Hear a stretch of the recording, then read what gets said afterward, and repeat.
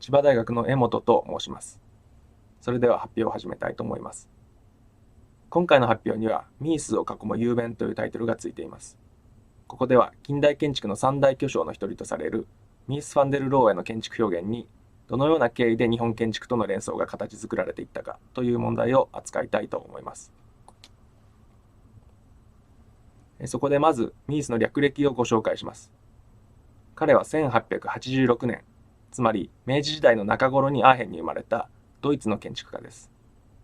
今回の話のスタート地点となる1920年代初頭には、つまり30代後半だったということですね。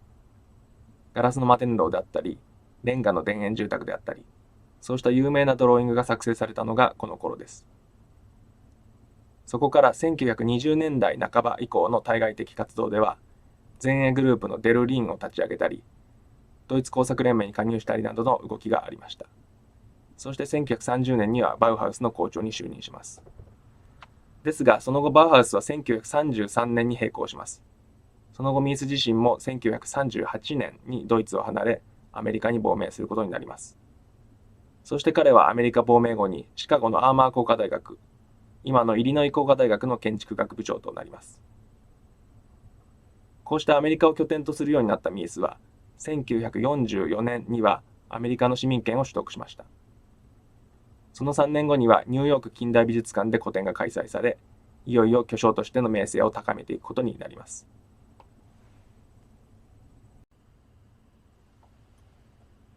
その彼の代表作を最初にいくつかご紹介したいと思います。一つ目はバルセロナ万博に際して建てられたドイツのパビリオンで、一般にはバルセロナパビリオンと呼ばれています。本来仮設建築だったので博覧会後に取り壊されていますが、今では同じ場所に復元されたものが建っています。それからこの1年後にはチェコスロバキアのブルノに住宅を完成させています。この住宅はチェコスロバキア解体の調印式が行われたことでも有名で、現在は世界遺産に登録されています。それからアメリカ時代の代表作の一つにこのファンズワース邸があります。洪水対策のために地面から持ち上げられていますが、ちょうど今年の5月に歴史的豪雨で水没している姿が報じられたのが記憶に新しいです。それからミースがキャンパス計画を行ったイリノイ工科大学の校舎では、特にこのクラウンホールが有名です。これは上に見えている背の高い梁から屋根を吊るという特殊な構造で作られている校舎で、巨大な室空間が実現しています。ミースにはこうした代表作がありますが、こうした作品を解釈する際に一つのアプローチとして、日本の伝統木造建築が参照されることがあります。例えば、ベルナー・ブレイザーというスイスの建築家は、1996年にウエスト・ミーツ・イーストという本を出版しています。これはミースの建築を日本建築や中国建築と比較した写真集になっています。ミースの建築は極東の建築と似ているというコンセプトで、一つの本が出来上がってしまっているわけですね。それから八塚はじめはミースという神話という本の中で、ミース建築に見られる日本的性質の分析に一章を割いています。また2003年にはコーネル大学の学内誌にミースと日本という論考を寄稿しています。そして2010年にはラウトレッジから建築家が理解すべき20の建物という本が出版されました。ミース建築ではバルセロナパビリオンとファンズワース邸が取り上げられていますが、そのいずれもが日本建築との比較で解説されています。こうした解釈の流れは現在もまだ続いています。2018年にはインゲ・アンドリッツという研究者がミース・ファンデル・ローエと日本というまさしくミース建築と日本建築との関係をテーマとした短調を出版しました。その一方で、ミースが直接的に日本に言及したというのは1956年のインタビュー一つだけです。しかもこの時ミースは、自分は日本に行ったことがなければ日本建築を見たこともない、ただ原理に従ったらこうなっただけだと語っただけです。私たちが知る限りミース本人は日本建築からの影響をほぼ否定しています。つまりミース建築と日本建築の連想関係というものはほぼ全くミース本人の外で作られたということです。そこで今回は少し視点を変えて、そうした日本建築との連想関係を意匠論ではなく論断師の立場から明らかにしていこうと思います。つまりミース建築を直接的に扱うのではなくて、それらを取り巻くミース建築の解釈の歴史を扱うということです。ミースと日本建築という連想関係の間接的原因は、第一次世界大戦後1920年代のドイツ語圏にたどることができます。現地ではこの頃、日本の伝統木造住宅の紹介が行われ始めます。例えばバスムート社の建築雑誌は、早くも1921年の時点で日本の大邸宅を取り上げています。紹介のされ方としては、日本の住宅の内部空間の作り方はヨーロッパとまるで違うが、現代的な需要に合っているといったものでした。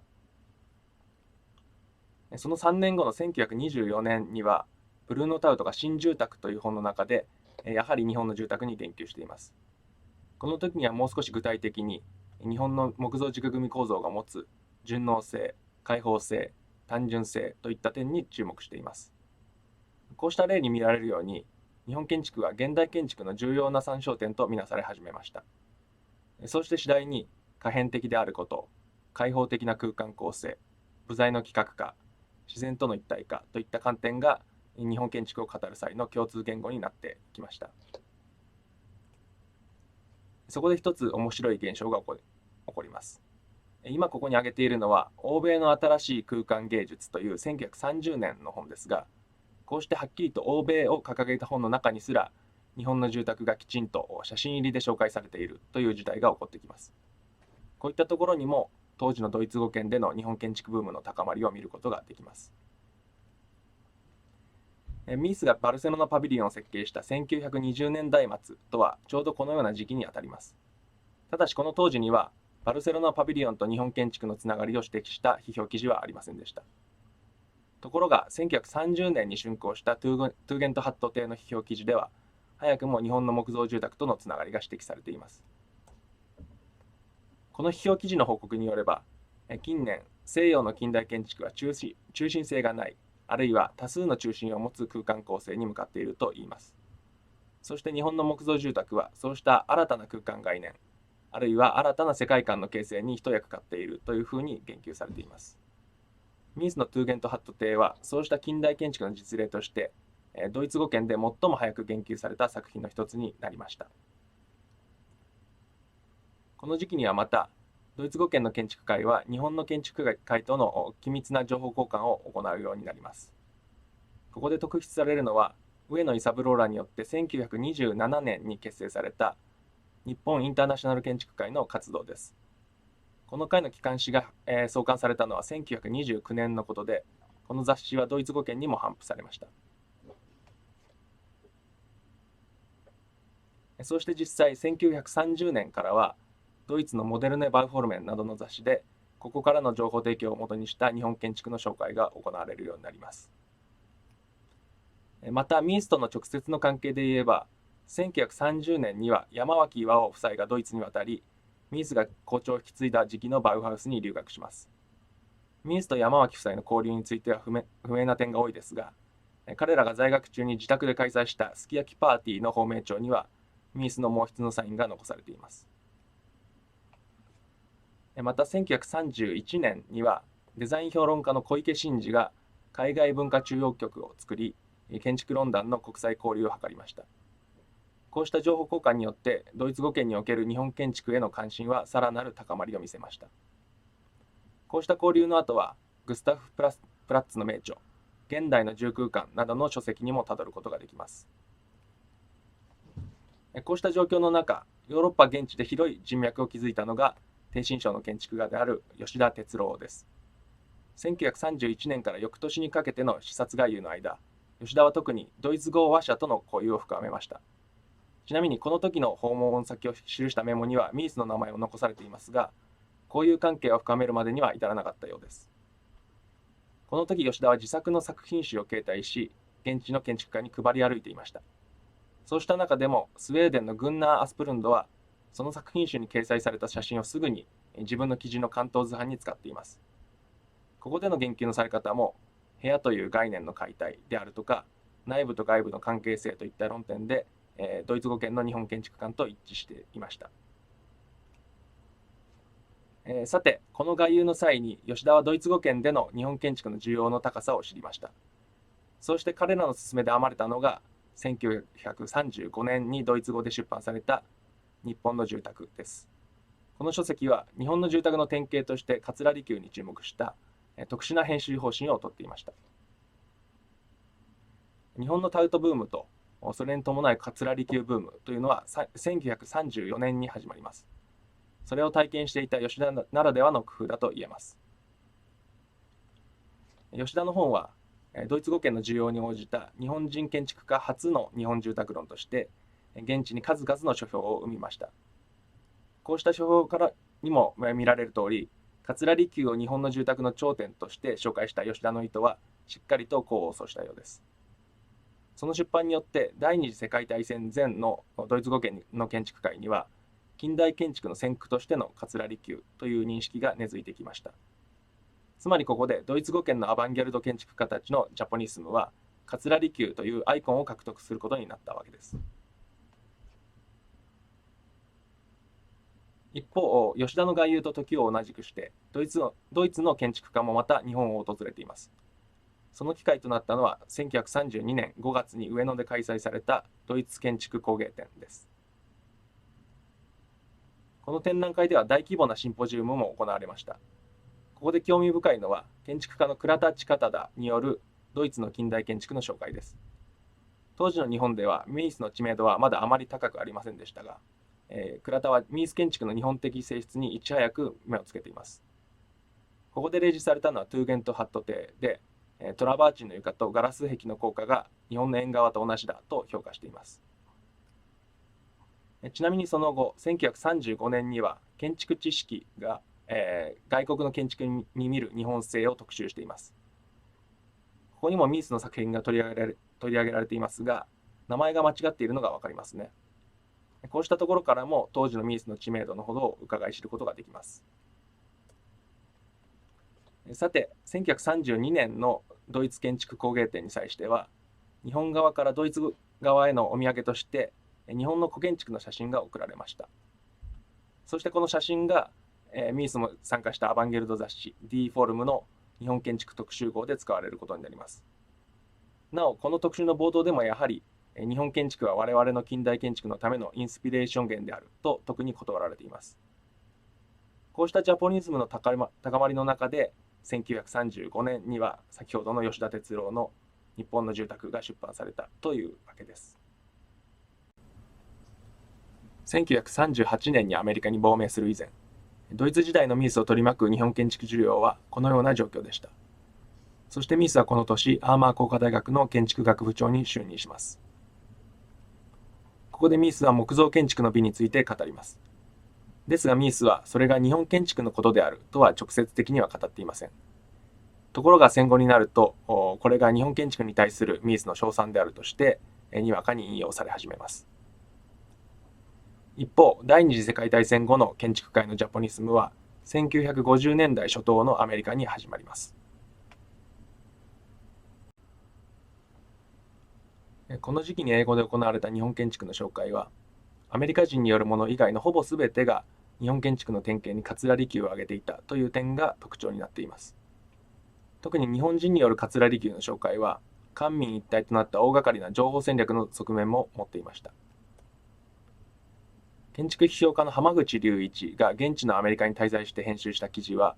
この策略の代表的な成果です。その発表は1953年初頭のことです。